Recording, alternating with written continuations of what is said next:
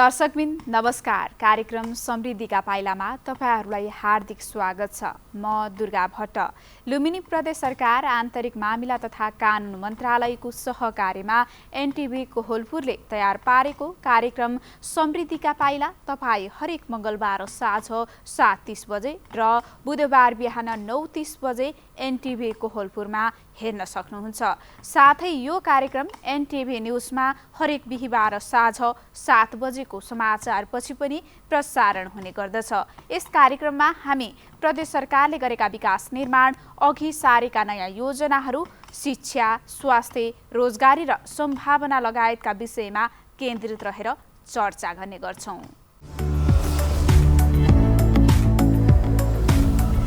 दर्शकवृन्द, सुरुमा लागौँ आजका विषयवस्तुतर्फ।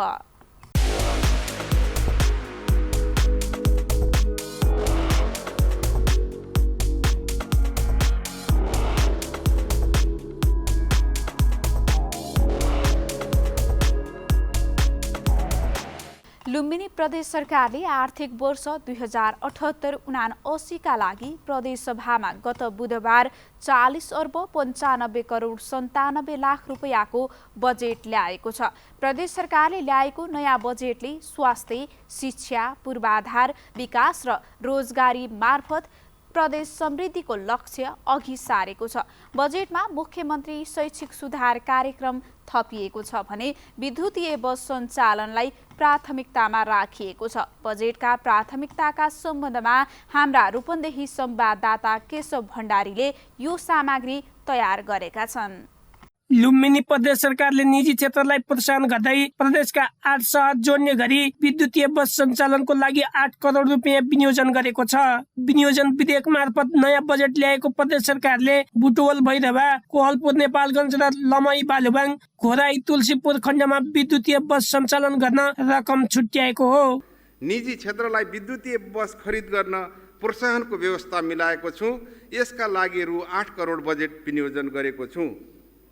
सवारी चालक प्रमाणपत्रको लागि लिइने परीक्षा र ट्रायलमा डिजिटल प्रविधिको प्रयोग गरी छिटो, छरितो र पारदर्शी रूपमा सवारी चालक प्रमाणपत्र दिने व्यवस्था गरिनेछ। प्रदेश सरकारले आर्थिक वर्ष 2078-79 का लागि बुधबार 40 अर्ब 95 करोड 97 लाखको बजेट ल्याएको छ। आर्थिक मामिला तथा सहकारी मन्त्री कृष्णध्वज खड्काले सदनमा पेश गरेको बजेट मार्फत प्रदेशको शैक्षिक सुधारका लागि मुख्यमन्त्री शैक्षिक सुधार कार्यक्रम घोषणा गरिएको छ। बजेटमा उल्लेखित उद्देश्य पूरा गर्न तोकिएका प्राथमिकता र सिद्धान्तमा आधारित रही चालु आर्थिक वर्षका निम्ति तथा कार्यक्रमहरू कार्यान्वयन गर्न रु 40 अर्ब 95 करोड 97 लाख विनियोजन गरेको छु। कुल विनियोजन मध्ये चालुतर्फ रु 13 अर्ब 64 करोड 57 लाख 10 हजार अर्थात् 33.31% र पुँजीगत तर्फ रु 22 अर्ब 47 करोड 15 लाख 94 हजार अर्थात् 54.87% रहेको छ। यस अघिको सरकारले अघि बढाएको मुख्यमन्त्री ग्रामीण विकास कार्यक्रम भने हटाइएको छ। केही नयाँ केही पुराना योजना समेटिएको बजेट छलफल सहित पारित भएको छ। कृषि तथा औद्योगिक कर्जा प्रवाह गर्न तथा प्रदेश सरकारका कारोबार तथा कार्यक्रमहरू सञ्चालन गर्न ऐन बनाई लुम्बिनी प्रदेश बैंक स्थापना गरिनेछ। प्रदेशमा पुँजी बजारको विकास र विस्तारका लागि सम्भाव्यता अध्ययन गरी आवश्यक संरचना निर्माणको लागि कार्य अगाडि बढाइनेछ। प्रदेशमा बिमा व्यवसायको पहुँच विस्तारका लागि सम्भाव्यता अध्ययन गरिनेछ। तथ्य र प्रमाणका आधारमा नीति तथा योजना निर्माणलाई प्रोत्साहन गर्न प्रदेश तथ्याङ्क कार्यालय स्थापना गरी बहुआयामिक प्रदेश स्तरीय तथ्याङ्क सङ्कलन तथा विश्लेषण गर्ने कार्य अघि बढाइनेछ। बजेटमा चालुतर्फ 13 अर्ब 64 करोड 57 लाख 10 हजार अर्थात् 33.31% र पुँजीगत तर्फ 22 अर्ब 47 करोड 15 लाख 94 हजार अर्थात् 54.87% रकम छुट्याइएको छ। स्थानीय तह वित्त हस्तान्तरणतर्फ 4 अर्ब 84 करोड 23 लाख 96 हजार अर्थात् 11.82% रहेको छ।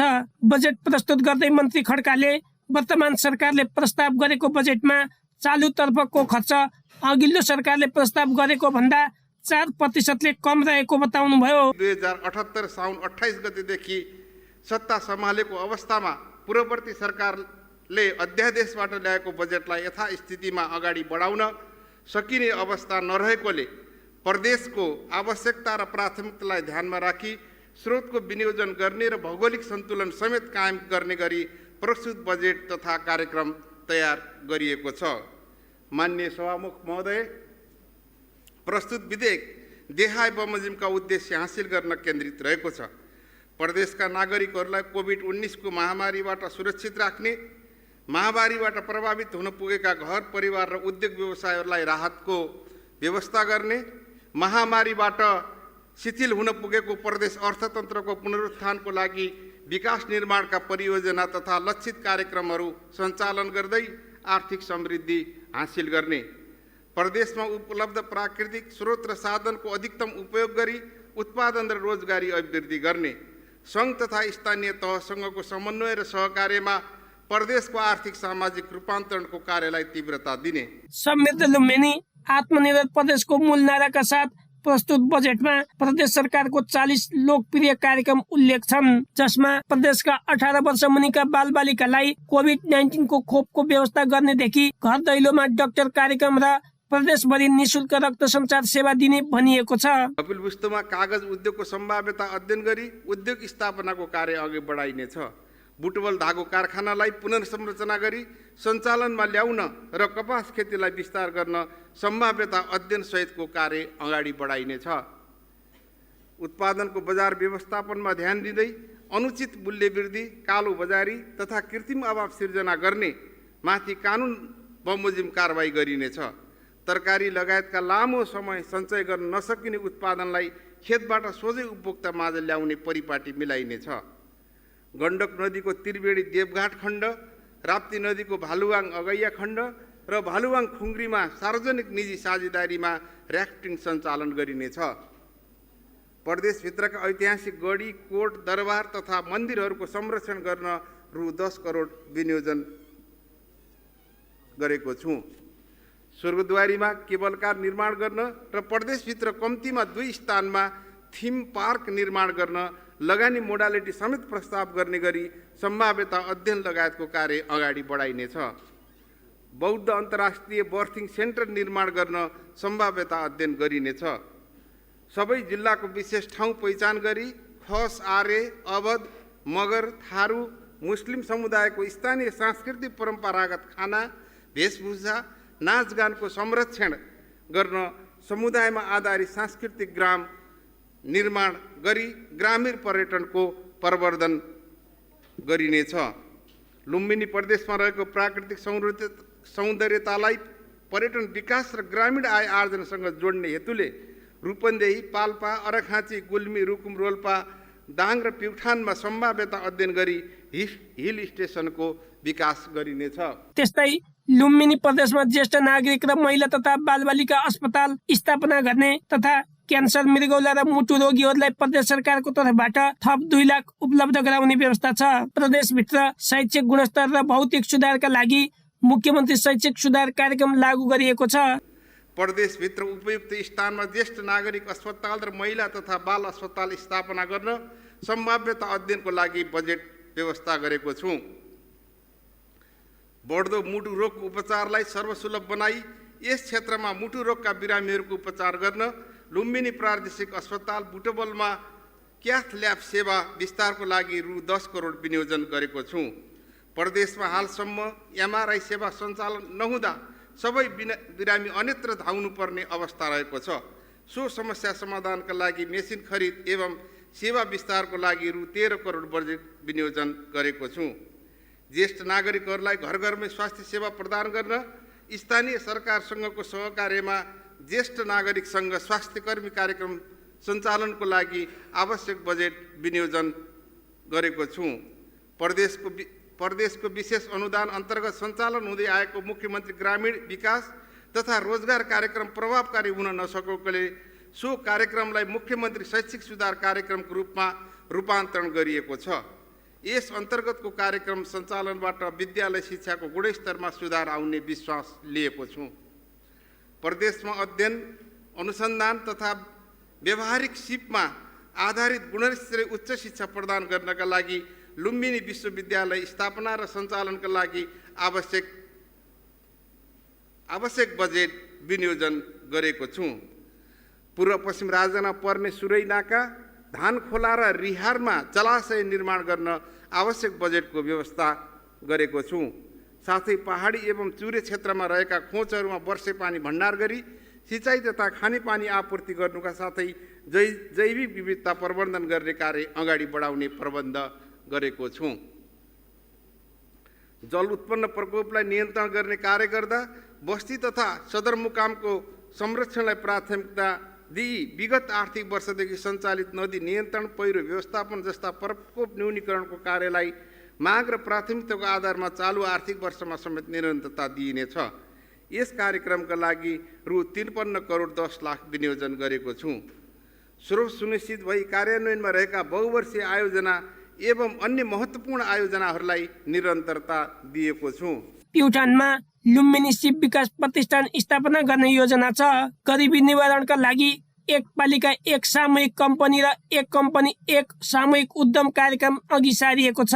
कृषि र औद्योगिक कर्जा प्रवाह गर्न तथा लुम्बिनी प्रदेशको सहकारी वित्तीय कारोबार गर्न लुम्बिनी प्रदेश बैंक स्थापना बजेटको अर्को विशेषता हो। प्राविधिक तथा व्यावसायिक विषयमा प्रशिक्षण तथा शैक्षिक कार्यक्रम सञ्चालन गर्न प्युठान जिल्लामा लुम्बिनी शिव विकास प्रतिष्ठानको स्थापना र सञ्चालन गरिनेछ। युवाहरूलाई खेलकुद तथा शारीरिक सुगठन सम्बन्धी तालिम सञ्चालनको लागि बजेट विनियोजन गरिएको छ। विद्यालय खेलकुद संरचना र खेल मैदान निर्माण, मर्मत तथा स्तरोन्नतिको लागि बजेट व्यवस्था गरेको छु। क्यान संघको सहकार्यमा क्रिकेट एकाडेमी र एन्फा संघको सहकार्यमा फुटबल एकाडेमी सञ्चालन गर्न बजेट व्यवस्था गरिएको छ। धार्मिक तथा सांस्कृतिक विषयमा उच्च शिक्षा अध्ययनको लागि सम्भाव्यता अध्ययन गरिनेछ। मुक्त कमलरी तथा मुस्लिम छात्राहरूलाई उच्च शिक्षा अध्ययन गर्न छात्रवृत्तिको लागि बजेट विनियोजन गरिएको छ। हरेक जिल्लामा एक पालिका छनौट गरी विपन्न घर परिवारलाई सस्तो मूल्यमा चामल, दाल, नुन, चिनी, गहुँ र तेल जस्ता अत्यावश्यक खाद्य वस्तु उपलब्ध गराउन सार्वजनिक सुलभ पसल सञ्चालन गरिनेछ। गरिबी निवारणको लागि स्थानीय तहसँगको सहकार्यमा व्यावसायिक कृषि वन तथा प्राकृतिक स्रोतजन्य व्यवसाय र उद्यम सञ्चालनको लागि एक पालिका एक सामूहिक उद्यम कार्यक्रम सञ्चालन गरिनेछ र यसको लागि आवश्यक बजेटको व्यवस्था गरिएको छ। महिला समूह सङ्घको सहकार्यमा कोभिड-19 र घरेलु हिंसा विरुद्ध महिला सचेतना कार्यक्रम सञ्चालन गर्न रकम विनियोजन गरेको छु। त्यसै गरी समुदायको सहभागितामा छुवाछुत विरुद्धको सचेतना कार्यक्रम सञ्चालन गरिनेछ। ज्येष्ठ नागरिकहरूको लागि स्वास्थ्य सेवा, पुस्तकालय, सङ्ग्रहालय र पार्क सहितको ज्येष्ठ नागरिक आवास ग्राम निर्माण गर्न सम्भाव्य अध्ययनको लागि रकम विनियोजन गरेको छु। योजनाको निर्माण सम्पन्न गरिनेछ। गोइठा विस्थापन गर्न साथै विद्युतको उपयोग बढाउन सहुलियत दरमा विद्युतीय चुलो उपलब्ध गराउनको लागि बजेट विनियोजन गरेको छु। प्रदेशका नागरिकहरूलाई ऊर्जाको न्यूनतम पहुँच सुनिश्चित गर्दै उज्यालो प्रदेशको सङ्कल्प प्रस्ताव कार्यान्वयन गर्न जलविद्युत, सौर्य ऊर्जा, वैकल्पिक ऊर्जाको विकास सम्बन्धी कार्यक्रमलाई निरन्तरता दिएको छु। प्रदेशमा सञ्चालित सिँचाइ प्रणालीको मर्मसम्मार गर्ने कार्यलाई निरन्तरता दिइनेछ।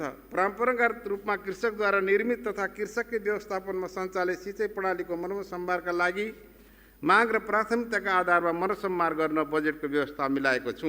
गण्डकी नदी, त्रिवेणी, देवघाट र राप्ती नदीको खुम्री भालुवाङ र भालुवाङ अगैया खण्डमा र्याफ्टिङ सञ्चालन तथा लुम्बिनी र स्वर्गद्वारीको माटो, पानी र वस्तु प्रयोग गरी मायाको चिनो उत्पादन गर्ने सोभिनियर उद्योग सञ्चालन गर्ने बजेटमा उल्लेख छ।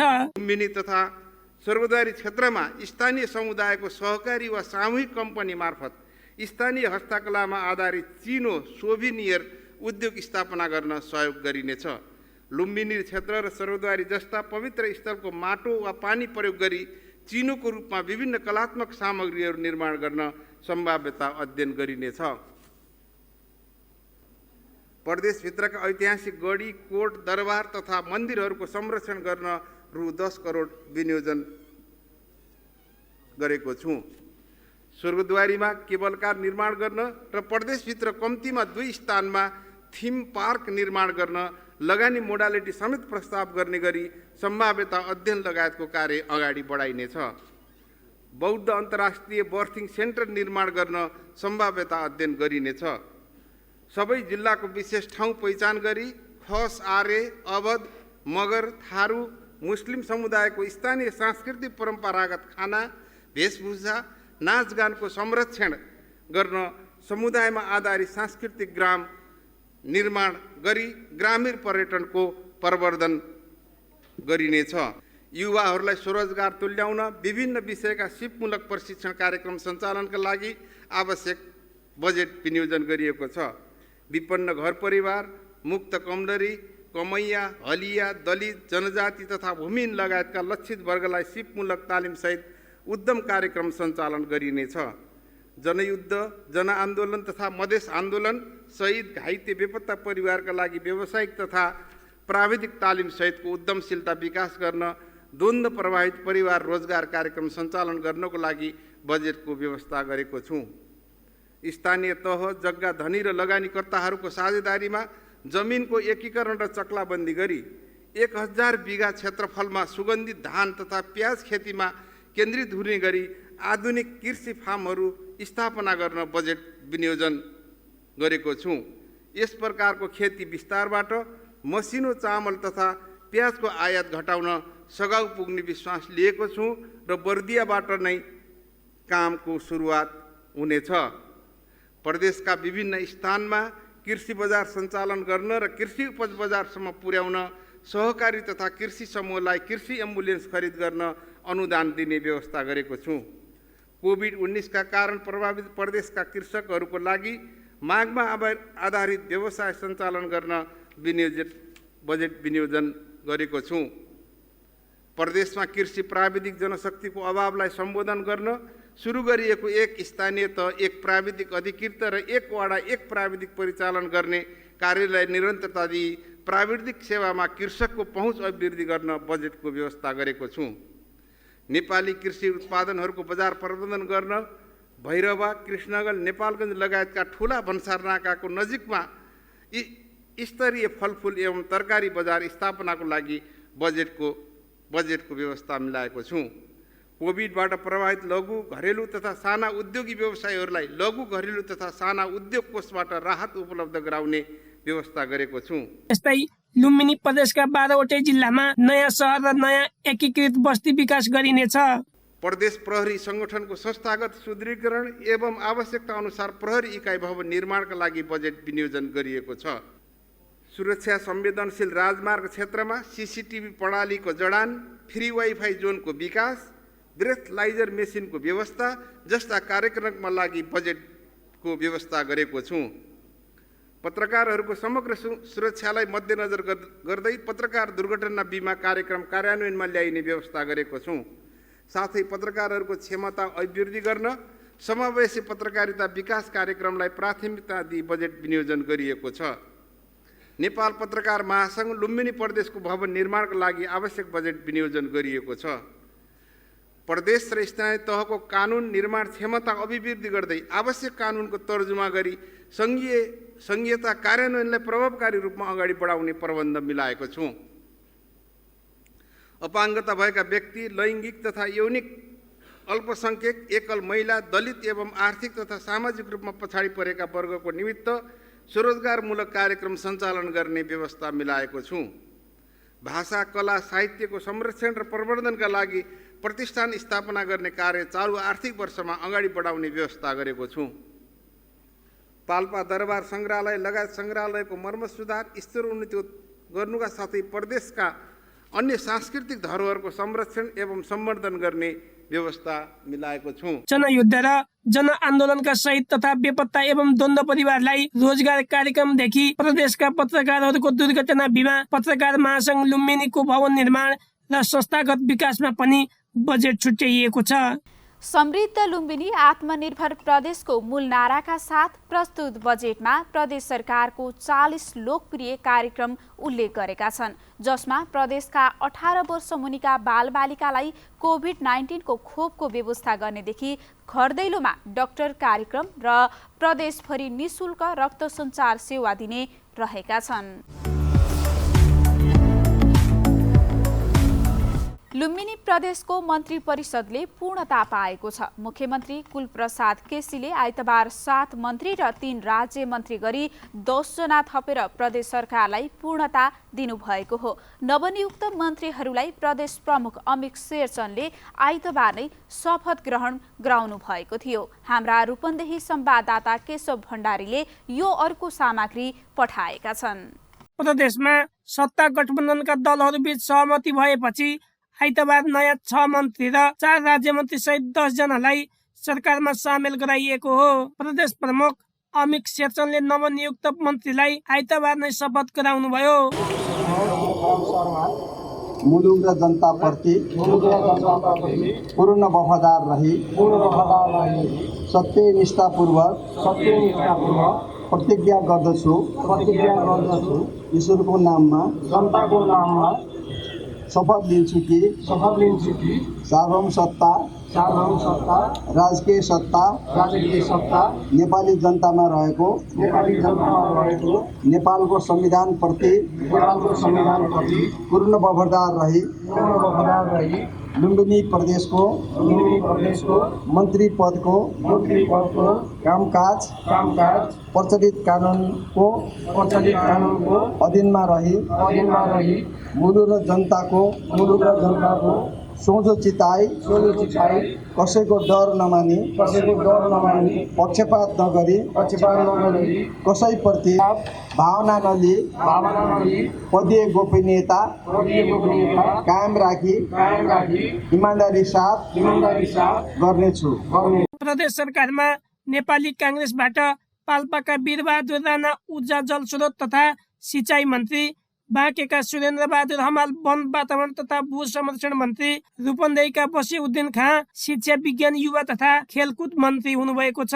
यसै गरी माओवादी केन्द्रबाट बर्दियाका तिलकराम शर्मा आन्तरिक मामिला तथा संचार, दाङका इन्द्रजित थारू स्वास्थ्य जनसङ्ख्या तथा परिवार कल्याण मन्त्री बन्नुभएको छ।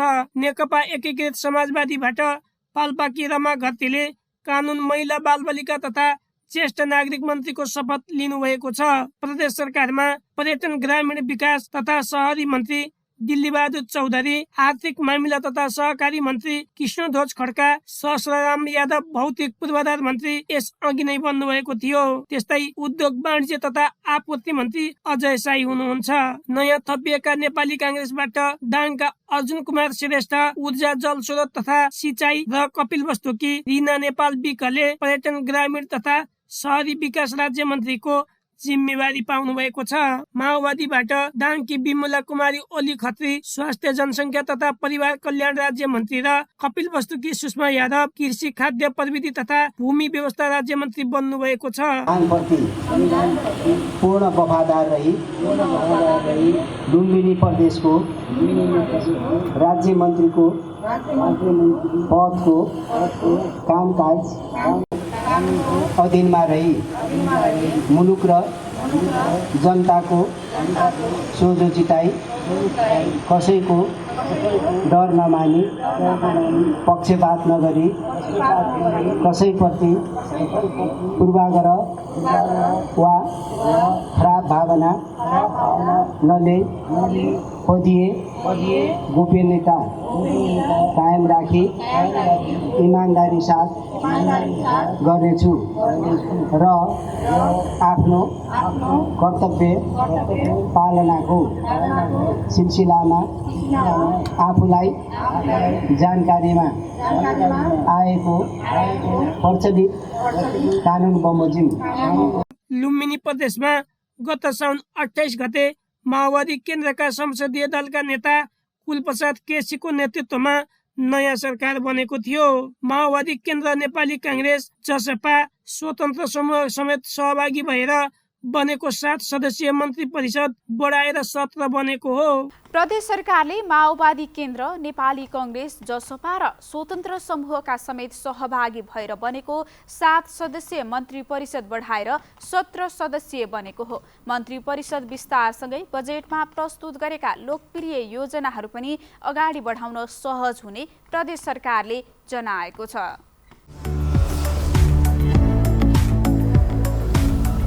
हवस् त दर्शकबिन, आजका लागि कार्यक्रम समृद्धिका पाइला यति नै। अर्को हप्ता नयाँ विषयवस्तु सहित उपस्थित हुने नै छौँ। कार्यक्रम उत्पादनमा सहयोग गर्ने सम्पूर्ण सहकर्मीहरूसँगै मलाई पनि बिदा दिनुहोस्। नमस्कार।